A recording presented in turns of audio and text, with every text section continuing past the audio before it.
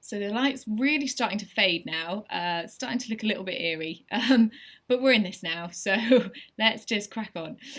So five element theory is quite a big one, and patients and students, I think, quite like learning about it, because it really kind of takes into account emotions in patients, and kind of how we balance those up. So it's kind of the kind of psychology aspect of Chinese medicine. So I've put a little diagram with this one, because it might just get you to kind of understand how it interacts with each other. So have a little look at that, because that might help you. It's all starting to sound very kind of school teacher classroom here, but just go with it. I think you might find it interesting.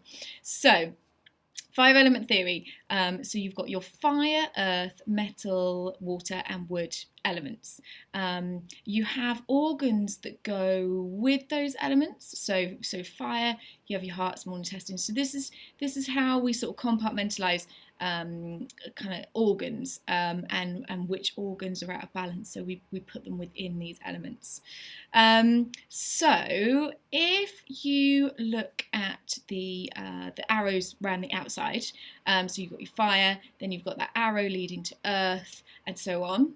That is called the Sheng cycle. So that is the kind of concept that each element kind of nourishes the next. So it's this mother-child situation. So fire is the mother of earth, and it kind of nourishes earth. Earth goes on to nourish metal, and so forth. So if you think, okay, this all sounds lovely, they're each sort of nourishing each other, and that's how it all works, that's great. But if everybody's nourishing everybody all the time, that doesn't really work. If you've got a child that you just give them however much chocolate they want, you look after them, do absolutely everything for them, you end up with spoiled brat of a child, probably, and probably quite overweight too. So that just doesn't work. You can't just keep nourishing everything. You need some element of control. So this is where those arrows in the middle of the diagram come in. So you've got kind of the water that's able to control fire, and you see how all of those different arrows kind of work in controlling each other. So this is how these elements interact. We look at elements in terms of organs, as I've said before. So if I look at a patient and I think, okay, so there's a lot of heat symptoms going on, that's generally kind of linked in with fire. You can kind of see where I'm going with this. I'm doing this very basically as well, so I'm sorry if it doesn't quite add up. So they've got a lot of heat symptoms, so their fire is out of balance. So I could look at that and think, okay, right, I really need to rein in this fire. So I'm going to pull in another element to help me out here. So I could either pull in water and say, water, can you help me control this fire? Or I can say to the wood, okay, can you just not quite nourish this fire that much? Because, it's already got a little bit too much here. Or I can take from the fire and give it to the earth and nourish the earth in that way. There's many different ways that I can actually look at that element and say, right, I'm gonna sort you out and balance you up in some way. So when you have a patient and you think, okay, lots of heat symptoms, fire is a little bit out of whack, so we're thinking heart, small intestine, I'm probably going to think, okay, I'm going to look at the kidneys. They pertain to the water.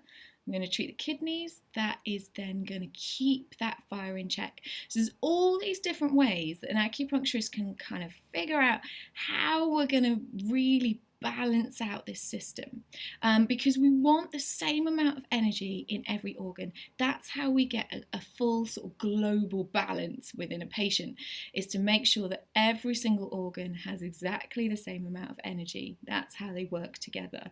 But unfortunately, like people, there always wants to be one that's in control, and so it's a constant state of balance.